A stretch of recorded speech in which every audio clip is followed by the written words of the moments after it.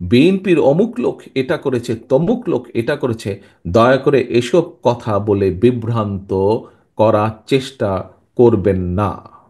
আমরা সকল সময় অন্যায়ের বিরুদ্ধে আমাদের কাজে, আমাদের কথায় সবসময় আমরা চেষ্টা করেছি এটা প্রমাণ করতে। আজ আমরা অনেক ব্যক্তির কাছে অনেক কথা, বড় বড় সুন্দর সুন্দর কথা শুনতে পাচ্ছি আমরা। অনেকের অনেক সুন্দর সুন্দর কথা আমরা দেখতে পাচ্ছি পত্রিকার মাধ্যমে, মিডিয়ার মাধ্যমে। কিন্তু সেদিন এইসব ব্যক্তির কাছ থেকে আমরা কোনো সংস্কারের কোনো কথা শুনতে পারিনি। কিন্তু সেদিন একমাত্র আপনাদের দল, আপনাদের এই প্রিয় দল বাংলাদেশ জাতীয়তাবাদী দল, সেই স্বৈরাচারের রক্তচক্ষুকে উপেক্ষা করে দেশ পুনর্গঠনের কথা বলেছে। প্রিয় সহকর্মীবৃন্দ, এর থেকে একটি কথা প্রমাণিত হয় যে বাংলাদেশ জাতীয়তাবাদী দলের প্রত্যেকটি সৈনিক, প্রত্যেকটি কর্মী দৃঢ়ভাবে আমরা বিশ্বাস করতাম যে জনগণকে সাথে নিয়ে জনগণের যে আন্দোলন, সেই আন্দোলন অবশ্যই সফল হবে।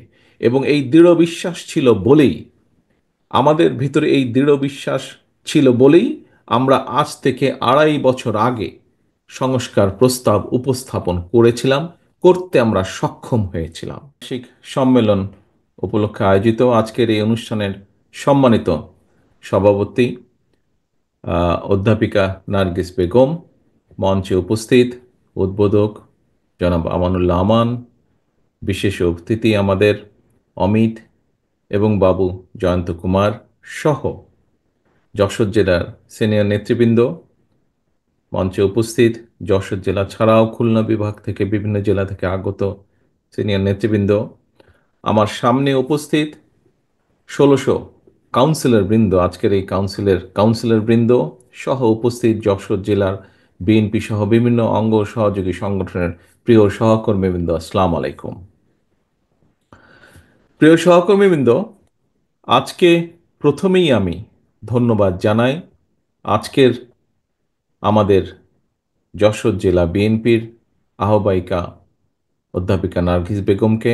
আমি আন্তরিকভাবে শুভেচ্ছা এবং ধন্যবাদ জানাই আমাদের আহ্বায়ক কমিটির সকল সদস্যবৃন্দকে। তারা অক্লান্ত পরিশ্রমের মাধ্যমে তাদেরকে কেন্দ্র থেকে যে দায়িত্ব অর্পণ করা হয়েছিল, অত্যন্ত সফলতার সাথে আজকে সেই দায়িত্ব ওনারা সম্পন্ন করতে সক্ষম হচ্ছেন। একই সাথে আমি যশোর জেলার প্রত্যেকটি ইউনিটের দায়িত্বপ্রাপ্ত নেতৃবৃন্দকে আমি আন্তরিকভাবে শুভেচ্ছা জানাই যে তারা অত্যন্ত সুন্দরভাবে, সংগঠিতভাবে আজকের এই সম্মেলন অনুষ্ঠানটি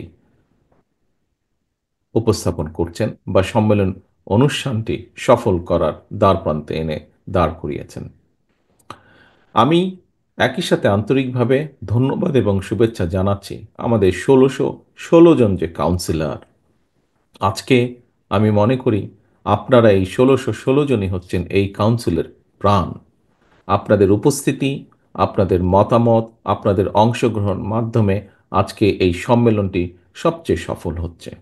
আমি আন্তরিকভাবে ধন্যবাদ এবং শুভেচ্ছা জানাতে চাই আমাদের যেই কমিটিটি গঠন করা হয়েছে, আইনজীবী ফোরামের সদস্য, শিক্ষক, চিকিৎসক এবং সাংবাদিকের মাধ্যমে যেই কাউন্সিলটি আমাদের অনুষ্ঠিত হবে, এটি যে নির্বাচন কমিশন, এর যে সদস্য আছেন জনাব মুকুল, জনাব মকবুল হোসেন, জনাব রবিউল আলম এবং জনাব সাইফুল ইসলাম সজলকে আমরা দৃঢ়ভাবে বিশ্বাস করি ওনারা ওনাদের নিরপেক্ষ ভূমিকার মাধ্যমে এই কাউন্সিলকে অত্যন্ত সফলভাবে আমাদের দলের সামনে উপস্থাপন করতে সক্ষম হবে।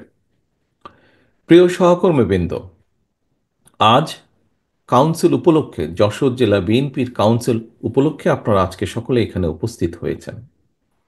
আমরা দেখেছি যে এই কাউন্সিলকে সফল করার জন্য ধীরে ধীরে বিভিন্ন পদক্ষেপ গ্রহণ করার মাধ্যমে আজ এই পর্যায়ে এসে আমরা দাঁড়িয়েছি।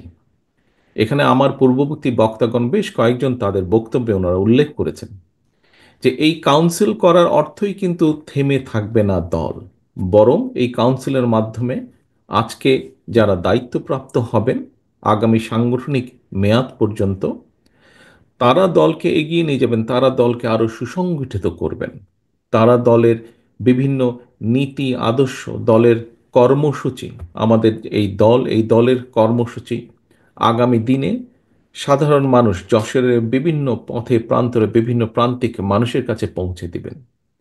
কোন কথাগুলো পৌঁছে দিবেন? বিগত 16 থেকে 17 বছর স্বৈরাচার যে ছিল, যেই স্বৈরাচার পালিয়ে গিয়েছে জনগণের অভ্যুত্থানের মাধ্যমে, সফল অভ্যুত্থানের মাধ্যমে, যে স্বৈরাচার, খুনি লুটেরা স্বৈরাচার এই দেশ থেকে পালিয়ে যেতে বাধ্য হয়েছে, সেই স্বৈরাচার যখন অস্ত্রের জোরে জোর করে ক্ষমতা দখল করে রেখেছিল, তারা কিভাবে বিএনপি সহ বিভিন্ন রাজনৈতিক দলের নেতাকর্মী যারা গণতন্ত্রের পক্ষে কথা বলেছিল, দেশের মানুষের অধিকারের পক্ষে কথা বলেছিল, দেশের মানুষের কথা বলার অধিকারের পক্ষে কথা বলেছিল, যারা দেশের মানুষের ধন সম্পদ যে স্বৈরাচার লুটতরাজ করেছে সেই লুটতরাজের বিরুদ্ধে কথা বলেছিল, এবং এই কথাগুলো বলার ক্ষেত্রে, জনগণের অধিকার আদায়ের ক্ষেত্রে কিভাবে বিএনপি সহ বিভিন্ন রাজনৈতিক দলের নেতৃবৃন্দ নির্যাতিত হয়েছে, অত্যাচারিত হয়েছে, এই কথাগুলো যেমন আমরা তুলে ধরেছি অতীতে, এই কথাগুলো যেমন আমরা আগামী দিনেও তুলে ধরব, একইভাবে এর পাশাপাশি আমরা তুলে ধরব বাংলাদেশ জাতীয়তাবাদী দল এই দেশের কৃষককে নিয়ে কী ভাবে এবং কৃষককে নিয়ে সেই তার কী পরিকল্পনা, সেই কথাগুলো আমরা তুলে ধরব। বাংলাদেশ জাতীয়তাবাদী দল বিএনপি, আপনাদের প্রিয় দল, বাংলাদেশের নারী সমাজের উন্নয়নের জন্য, ক্ষমতায়নের জন্য কি চিন্তা করে, কি পরিকল্পনা গ্রহণ করে, সেই কথাগুলো আমরা তুলে ধরব জনগণের কাছে। আপনাদের প্রিয় দল, আমাদের প্রিয় দল বাংলাদেশ জাতীয়তাবাদী দল এই দেশের শিক্ষার জন্য, আগামী দিনের যারা ভবিষ্যৎ, তাদেরকে নিয়ে আমরা কি চিন্তা করি, কিভাবে তাদের শিক্ষার কার্যক্রম আরো সুন্দরভাবে তাদের একটি একটি একটি দৃঢ় ভবিষ্যৎ শিক্ষার মাধ্যমে তা ভবিষ্যৎ প্রজন্মের দৃঢ় ভবিষ্যৎ গড়ে তুলতে সক্ষম হব, সেই পরিকল্পনা আমরা তুলে ধরব তাদের কাছে। প্রিয় সহকর্মীবৃন্দ, বাংলাদেশ দল এমন একটি রাজনৈতিক দল যে দলটি অতীতের বিভিন্ন সময় বাংলাদেশের জনগণের সমর্থন নিয়ে এই দেশ পরিচালনা করেছে, এবং আমরা দেখেছি প্রতিবার যখন বাংলাদেশ জাতীয়তাবাদী দল দেশ পরিচালনা করেছে, প্রতিবার আমরা চেষ্টা করেছি দেশের মানুষের সমস্যার সমাধানগুলো করার জন্য। হতে পারে বিভিন্ন সীমাবদ্ধতার কারণে যতটুকু প্রত্যাশা আমাদের ছিল, যতটুকু আমরা করতে চেয়েছিলাম, সব কাজ আমরা হয়তো সক্ষম হইনি সব কাজগুলো সম্পূর্ণ করতে। সেজন্যই আমরা বিভিন্ন সময় বিভিন্ন পরিকল্পনা গ্রহণ করেছি। আপনারা দেখেছেন এই মুহূর্তে, এই মুহূর্তে দলের পক্ষ থেকে আমরা 31 দফার একটি পরিকল্পনা দিয়েছি রাষ্ট্রকে পুনর্গঠন করার জন্য। কেন এই রাষ্ট্রকে পুনর্গঠন করার প্রশ্নটি আসলো? প্রিয় সহকর্মীবৃন্দ, প্রিয় কাউন্সিলরবৃন্দ, একটু আগে বিভিন্ন জন যারা বক্তব্য রেখেছেন মঞ্চে, আপনারা নিশ্চয়ই শুনেছেন, খেয়াল করেছেন, তাদের বক্তব্যে খুব সুন্দরভাবে ফুটে উঠেছে কিভাবে এই যে বিগত স্বৈরাচার, তারা কিভাবে বাংলাদেশের প্রতিটি প্রতিষ্ঠানকে, বাংলাদেশের অর্থনীতি বলেন, বাংলাদেশের বিচার ব্যবস্থা বলেন, বাংলাদেশের প্রশাসন বলেন, বাংলাদেশের শিক্ষা ব্যবস্থা বলেন, স্বাস্থ্য ব্যবস্থা বলেন, প্রত্যেকটি ক্ষেত্রকে কিভাবে তারা ধ্বংস করে দিয়েছিল, এবং এই অবস্থা করেছিল বলেই দেশের মানুষের উন্নয়নের জন্য, দেশকে সামনে এগিয়ে নিয়ে যাওয়ার জন্যই রাষ্ট্রের বিভিন্ন কাঠামোর পুনর্গঠন প্রয়োজন। এবং এর উপরে ভিত্তি করেই, এই কারণেই আমরা আজ থেকে বাংলাদেশ জাতীয়তাবাদী দল প্রায় 2.5 বছর আগে 31 দফা আমরা জাতির সামনে উপস্থাপন করেছি। প্রিয় সহকর্মীবৃন্দ, আজকে আমরা বিভিন্ন মানুষের কাছে বিভিন্ন সংস্কার প্রস্তাবের কথা শুনতে পাই। দিতেই পারেন বিভিন্ন মানুষ বিভিন্নভাবে, যারা দেশ নিয়ে চিন্তা করেন, দেশের কথা ভাবেন, মানুষের কথা ভাবেন, অবশ্যই প্রতিটি মানুষের অধিকার আছে দেশের জন্য, দেশের মানুষের জন্য কী চিন্তা ভাবনা সেগুলো উপস্থাপন করার জন্য মানুষের সামনে। এখানেই পার্থক্য। অন্য যতগুলো মানুষ আজ সংস্কারের কথা বলছেন, সংস্কার বিষয়ে কথা বলছেন, তাদের সাথে বিএনপির পার্থক্যটা এখানেই। কোথায়? বিএনপি স্বৈরাচার যখন অস্ত্রের জোরে ক্ষমতা দখল করে রেখেছিল, যখন মানুষকে, আমাদের শত শত নেতাকর্মীকে গুম খুন করার মাধ্যমে ক্ষমতা ধরে রেখেছিল, যখন দেশের লক্ষ লক্ষ মানুষের উপর অত্যাচার নির্যাতন চালিয়ে মানুষের ভোটের অধিকারকে হরণ করে ক্ষমতা দখল করে রেখেছিল, তখন তার সেই রক্তচক্ষুকে উপেক্ষা করে বাংলাদেশ জাতীয়তাবাদী দল দেশের মানুষের সামনে ৩১ দফা উপস্থাপন করেছে। সেই স্বৈরাচারের চোখ রেখে বাংলাদেশ জাতীয়তাবাদী দল বলেছে, তোমরা দেশকে ধ্বংস করেছ, আমরা দেশকে পুনর্গঠন করতে চাই। প্রিয় সহকর্মীবৃন্দ, সেই সময় আমরা, আমাদের পাশে, আমাদের সাথে কিছু রাজনৈতিক দল ছিলেন, আন্দোলন অংশগ্রহণ করেছিলেন বাংলাদেশের গণতান্ত্রিক কতগুলো রাজনৈতিক দল। সেই দলগুলোকে আমরা সাথে পেয়েছিলাম, তাদের সাথে আলোচনা করে, তাদেরকে সাথে নিয়ে আমরা ৩১ দফা উপস্থাপন করেছিলাম। আজ আমরা অনেক ব্যক্তির কাছেই অনেক কথা, বড় বড় সুন্দর সুন্দর কথা শুনতে পাচ্ছি আমরা, অনেকের অনেক সুন্দর সুন্দর কথা আমরা দেখতে পাচ্ছি পত্রিকার মাধ্যমে, মিডিয়ার মাধ্যমে। কিন্তু সেদিন এইসব ব্যক্তির কাছ থেকে আমরা কোনো সংস্কারের কোনো কথা শুনতে পারিনি। কিন্তু সেদিন একমাত্র আপনাদের দল, আপনাদের এই প্রিয় দল বাংলাদেশ জাতীয়তাবাদী দল, সেই স্বৈরাচারের রক্তচক্ষুকে উপেক্ষা করে দেশ পুনর্গঠনের কথা বলেছে। প্রিয় সহকর্মীবৃন্দ, এর থেকে একটি কথা প্রমাণিত হয় যে বাংলাদেশ জাতীয়তাবাদী দলের প্রত্যেকটি সৈনিক, প্রত্যেকটি কর্মী দৃঢ়ভাবে আমরা বিশ্বাস করতাম যে জনগণের যে আন্দোলন, সেই আন্দোলন অবশ্যই সফল হবে। এবং এই দৃঢ় বিশ্বাস ছিল বলেই, আমাদের ভিতরে এই দৃঢ় বিশ্বাস ছিল বলেই আমরা আজ থেকে ২.৫ বছর আগে সংস্কার প্রস্তাব উপস্থাপন করেছিলাম, করতে আমরা সক্ষম হয়েছিলাম। কারণ আমাদের দৃঢ় বিশ্বাস ছিল যে স্বৈরাচারের পতন হবে, এটি একটি। এবং আমরা সব সময় দৃঢ়ভাবে বিশ্বাস করি যে বাংলাদেশ জাতীয়তাবাদী দল, বিএনপির মূল লক্ষ্য এবং উদ্দেশ্যই হচ্ছে জনগণ এবং বাংলাদেশ, বাংলাদেশের জনগণ এবং বাংলাদেশ। আমাদের মূল লক্ষ্য, আমাদের রাজনীতির মূল লক্ষ্য হচ্ছে বাংলাদেশ এবং বাংলাদেশের জনগণ। সেজন্যই আমরা আজ থেকে সবার আগে উপস্থাপন করেছিলাম কিভাবে আমরা রাষ্ট্রকে মেরামত করতে চাই, রাষ্ট্র কাঠামোকে মেরামত করতে চাই, কিভাবে ভেঙে পড়া প্রতিটি প্রতিষ্ঠানকে আবার মেরামত করতে চাই, এবং যে রাষ্ট্র কাঠামো মেরামতের মাধ্যমে দেশ এগিয়ে যাবে, দেশের পুনর্গঠন হবে, বা দেশের মানুষের ভাগ্যের পরিবর্তন হবে। প্রিয় সহকর্মীবৃন্দ, আজ সংস্কার প্রস্তাবের নামে আমরা দেখছি বিভিন্ন ব্যক্তি বিভিন্ন রকম কথা বলছেন। বলতেই পারেন বিভিন্ন ব্যক্তি, তাতে কোনো সমস্যা নেই। কিন্তু আমাদের কাছে মূল লক্ষ্য হলো, আগেই বলেছি যে ভেঙে পড়া রাষ্ট্রীয় কাঠামোকে পুনর্গঠন করা।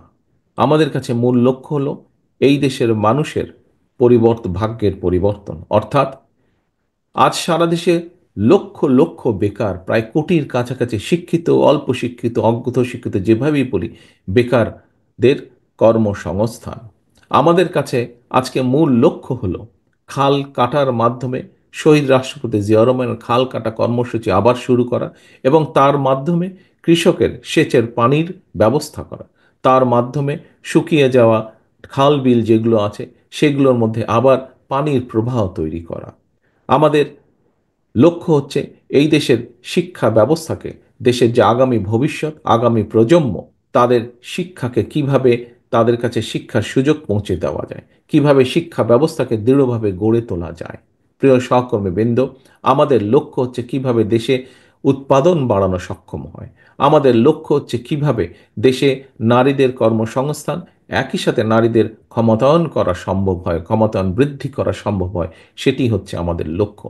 প্রিয় সহকর্মীবৃন্দ, আমাদের লক্ষ্য হচ্ছে এই দেশের মানুষের স্বাস্থ্যের ব্যবস্থা কিভাবে উন্নত করা যায়, যাতে এই দেশের মানুষকে স্বাস্থ্যর যেই সার্ভিস, সেই সার্ভিসটি পাবার জন্য যাতে তাদেরকে বিদেশে যেতে না হয়, এই দেশে বসেই এই দেশের মানুষ, যাতে অধিকাংশ মানুষ স্বাস্থ্য সেবা পেতে পারে, সেইটি হাসিল করা হচ্ছে আমাদের লক্ষ্য। প্রিয় সহকর্মীবৃন্দ, আজকে আমরা বিভিন্ন জনের কাছে বিভিন্ন কথা শুনতে পাই যে আমাদেরকে এই অমুকের অমুকের ক্ষমতার পরিবর্তন করতে হবে। হ্যাঁ, ক্ষমতার ভারসাম্য করতে হবে, হ্যাঁ সেটি হয়তো প্রয়োজন। আমরা শুনতে পাই যে বিভিন্ন আমাদেরকে বিভিন্ন রাজনীতির গুণগঠন পরিবর্তন করতে হবে। অবশ্যই গুণগত পরিবর্তন আমাদেরকে করতে হবে। আমি যারা গুণগত পরিবর্তনের কথা বলেন তাদেরকে আমি বলবো, আজকে যশোর জেলা বিএনপির সম্মেলনে আসুন এবং এই সম্মেলন দেখে নিশ্চয়ই আপনারা বুঝতে সক্ষম হবেন যে রাজনীতির যে গুণগত পরিবর্তন, সেই পরিবর্তন যশোর জেলা বিএনপি সহ বাংলাদেশ জাতীয়তাবাদের দলের বিভিন্ন বিভিন্ন ইউনিটে এই পরিবর্তন আনার সবচেয়ে যে উদ্যোগ, সেটি বিএনপি গ্রহণ করেছে। নিশ্চয়ই আপনারা দেখেছেন, নিশ্চয়ই আপনারা দেখেছেন বিএনপি একটি বিশাল দল। সমগ্র বাংলাদেশের মানুষ জানে বিএনপি একটি বিশাল দল। স্বৈরাচার সরকারের সময় যে খুনি স্বৈরাচার যারা পালিয়ে গেছে এই দেশ থেকে, তাদের সময়ে বিএনপির লক্ষ লক্ষ নেতাকর্মীর নামে মিথ্যে গায়েবী মামলা দেওয়া হয়েছিল। আমি নিশ্চিত আজকে আমার সামনে যে সকল ১৬১৬ জন কাউন্সিলর বসে আছেন, আপনারা এই ১৬১৬ কাউন্সিলরের মধ্যে বোধহয় এমন কেউ বাদ নেই যার নামে না হলেও একটি মিথ্যে মামলাও নেই। নিশ্চয়ই এখানে উপস্থিত প্রায় প্রতিটি মানুষের নামে মিথ্যে মামলা, এই যে প্রায় সকলেই আপনারা হাত তুলেছেন, মিথ্যে মামলার সাক্ষী আপনারা বহন করে বেড়াচ্ছেন। প্রিয় সহকর্মী বৃন্দ, আমাদের ৬০ লক্ষ নেতাকর্মীর নামেই মিথ্যে মামলা হয়েছে। পৃথিবীতে বহু দেশ আছে যাদের জনসংখ্যাই ৬০ লক্ষের কম। এত বিশাল একটি দলে এর বাইরেও আমাদের আরো লক্ষ লক্ষ নেতাকর্মী রয়ে গিয়েছে। হতে পারে একটি পরিবারের যেরকম সকল সদস্য একরকম হয় না, হতে পারে আমাদের এই লক্ষ লক্ষ নেতাকর্মীর ভেতরেও কোনো কোনো নেতাকর্মী হয়তো বিভ্রান্ত হয়ে এমন কোনো কিছু কাজ করেছেন যেই কাজের নৈতিক কোনো সমর্থন আমাদের পক্ষে দেওয়া সম্ভব নয়। এবং যেহেতু আমাদের পক্ষে দেওয়া সম্ভব নয়, সেজন্যই আমরা আমাদের নৈতিক অবস্থান থেকে, দলীয় দলীয় অবস্থান থেকে আমরা সেই সকল নেতাকর্মীর বিরুদ্ধে ব্যবস্থা গ্রহণ করেছি। একটি রাজনৈতিক দলের পক্ষ থেকে যে ব্যবস্থা গ্রহণ করা সম্ভব, সর্বোচ্চ যে ব্যবস্থা গ্রহণ করা সম্ভব একজন কর্মী বা একজন নেতার বিরুদ্ধে, আমরা সেই ব্যবস্থা গ্রহণ করেছি। কারণ আমাদের রাজনীতির অন্যতম একটি মূল স্লোগান বা মূল লক্ষ্য হচ্ছে জনগণের সম্মতিতে থাকা, অর্থাৎ জনগণের সমর্থন থাকে এমন অবস্থানে থাকা, জনগণের সমর্থন থাকে না এমন কোনো কাজ না করা, এমন কোনো অবস্থানে না থাকা। প্রিয় সহকর্মীবৃন্দ, আমরা আমাদের বহু নেতাকর্মী, বেশ অনেক নেতাকর্মীর বিরুদ্ধে ব্যবস্থা গ্রহণ করেছি যারা দলের এই অবস্থান থেকে সরে গিয়ে কোনো অনৈতিক কাজ করেছেন। কিছু কিছু সংখ্যক লোক, কিছু সংখ্যক লোক, কিছু সংখ্যক ব্যক্তি এটিকে দলের দুর্বলতা হিসাবে উপস্থাপনের চেষ্টা করছে। আমরা পত্রপত্রিকার মাধ্যমে দেখছি, বিভিন্ন বক্তব্যের মাধ্যমে দেখছি। আজকে আমার নেতৃবৃন্দ, এখানে যারা সহকর্মীবৃন্দ, আপনারা যারা উপস্থিত আছেন, আপনাদেরকে এবং আপনাদের মাধ্যমে সমগ্র বাংলাদেশে ছড়িয়ে ছিটিয়ে থাকা আমাদের লক্ষ কোটি নেতাকর্মীর উদ্দেশ্যে আমি একটি কথা বলবো। যারা এই কথাটি বলে, যারা এই কথাটি বলে অন্য কিছু হাসিলের চেষ্টা করে, দয়া করে সকলকে বলে দিবেন যে বিএনপি বিএনপি তার অবস্থান পরিষ্কার করেছে। বিএনপি একমাত্র দল যারা কোনো ডিনাইলে থাকে না, অর্থাৎ আমাদের ভিতরে যদি কেউ অন্যায় করে তার বিরুদ্ধে আমরা ব্যবস্থা গ্রহণ করি। এই উদাহরণ একমাত্র বিএনপি দেখেছে। এটি বাংলাদেশ জাতীয়তাবাদী দল এবং অন্য দলের সাথে এটি হচ্ছে অন্যতম সবচেয়ে বড় পার্থক্য। অর্থাৎ আমরা কোনো অন্যায়কারীকে প্রশ্রয় দিতে চাই না। আমাদের সামনে যদি কোনোভাবে কেউ উপস্থাপন করতে সক্ষম হয় অথবা প্রমাণিত হয় যে আমাদের কোনো সহকর্মী কোনো অন্যায় করেছে, যা সমাজের মানুষের কাছে এবং সামাজিকভাবে হোক, রাজনৈতিকভাবে হোক, যে কোনো দৃষ্টিকোণ থেকেই হোক না কেন, যা গ্রহণযোগ্য নয়, তাকে আমরা সমর্থন দেই না, তার বিরুদ্ধে আমরা ব্যবস্থা গ্রহণ করি। এটি অন্য রাজনৈতিক দলের সাথে বাংলাদেশ জাতীয়তাবাদী দলের পার্থক্য। কাজেই কাজেই বিএনপির অমুক লোক এটা করেছে, তমুক লোক এটা করেছে, দয়া করে এসব কথা বলে বিভ্রান্ত করার চেষ্টা করবেন না। আমরা সকল সময় অন্যায়ের বিরুদ্ধে আমাদের কাজে, আমাদের কথায় সবসময় আমরা চেষ্টা করেছি এটা প্রমাণ করতে। প্রিয় সহকর্মীবৃন্দ, বক্তব্য বেশি লম্বা করব না। বক্তব্যের থেকে এখন সময় হচ্ছে কাজের। কোন সেই কাজ? সেই কাজ হচ্ছে দলীয় কর্মী হিসাবে কাজ হচ্ছে দলকে পুনর্গঠন করা, দলের দেশকে নিয়ে, দেশের মানুষকে নিয়ে দলের যে লক্ষ্য, দলের যে উদ্দেশ্য, তা জনগণের কাছে পৌঁছে দেওয়া। যে 31 দফা আমরা আপনাদের সামনে উপস্থাপন করেছি, দেশের কাছে, মানুষের কাছে উপস্থাপন করেছি, সে 31 দফা গ্রামে গ্রামে প্রতিটি ঘরে পৌঁছে দেওয়া। এবং একই সাথে দলের একজন কর্মী হিসাবে এই কাজটি যেমন করবেন, একই সাথে দল হিসাবে, সামগ্রিকভাবে দল হিসাবে, একটি রাজনৈতিক দল হিসাবে, যেহেতু আমাদের সকল ক্ষমতার উৎস হচ্ছে, রাজনৈতিক ক্ষমতার উৎস হচ্ছে বাংলাদেশের জনগণ, সেই জন্য দল হিসাবে আমাদের সবচাইতে প্রথম কাজ হচ্ছে দেশকে পুনর্গঠন করা। ইনশাল্লাহ আমরা প্রত্যাশা করছি আমরা প্রত্যাশা করছি যে অন্তর্বর্তীকালীন যে সরকার, এই সরকার, যার প্রধান কাজ হচ্ছে দেশের মানুষের প্রত্যাশা অনুযায়ী একটি নিরপেক্ষ স্বচ্ছ নির্বাচন উপস্থাপন করা বা উপহার দেওয়া দেশকে, আমরা প্রত্যাশা করি সেই কাজটি মনোযোগ সহকারে যত দ্রুত সম্ভব এই অন্তর্বর্তীকালীন সরকার সেটি করবেন। এবং সেই নির্বাচনের মাধ্যমে বাংলাদেশ জাতীয়তাবাদী দল এই দেশের মানুষের সমর্থন নিয়ে সরকার গঠনে সক্ষম হলে একটি রাজনৈতিক দল হিসাবে আমাদের সবচাইতে প্রথম এবং সবচাইতে জরুরি, সবচাইতে মূল্যবান কাজ হচ্ছে দেশকে পুনর্গঠন করা। প্রিয় সহকর্মীবৃন্দ, আজ এই কাউন্সিলের মাধ্যমে আমরা যেরকম দলকে পুনর্গঠিত করব, আসুন আমরা আজকে এখানে শপথ গ্রহণ করি, এখানে আমরা প্রতিজ্ঞাবদ্ধ হই যে ইনশাল্লাহ আগামী দিনে বাংলাদেশের মানুষের সমর্থন নিয়ে বাংলাদেশ জাতীয়তাবাদী দল সরকার গঠন করতে সক্ষম হলে আমাদের সবচেয়ে প্রথম যেই কাজটি হবে, বাংলাদেশ নামক আমাদের যে প্রিয় মাতৃভূমি, এই মাতৃভূমিকে পুনর্গঠন করা, একে, এর সকল রাষ্ট্র কাঠামোকে আমাদেরকে মেরামত করা। এটিই হবে আমাদের প্রতিজ্ঞা, এটিই হবে আমাদের প্রত্যাশা আজকের এই সম্মেলনে। পরিশেষে আমি আবারও এই সম্মেলনের সফলতা কামনা করে এবং এই সম্মেলনকে সফল করার জন্য অধ্যাপক নার্গিস বেগম সহ প্রতিটি নেতাকর্মী যারা অক্লান্ত পরিশ্রম করেছেন, কেন্দ্রীয় নেতৃবৃন্দ থেকে শুরু করে আমার ইউনিয়ন গ্রাম লেভেল পর্যন্ত যে সকল নেতা কর্মীবৃন্দ, সহকর্মীবৃন্দ অক্লান্ত পরিশ্রম করেছেন, তাদের সকলকে আন্তরিকভাবে ধন্যবাদ এবং শুভেচ্ছা জানিয়ে আমার বক্তব্য শেষ করছি। আল্লাহ হাফেজ। বাংলাদেশ জিন্দাবাদ। বাংলাদেশ জাতীয়তাবাদী দল জিন্দাবাদ।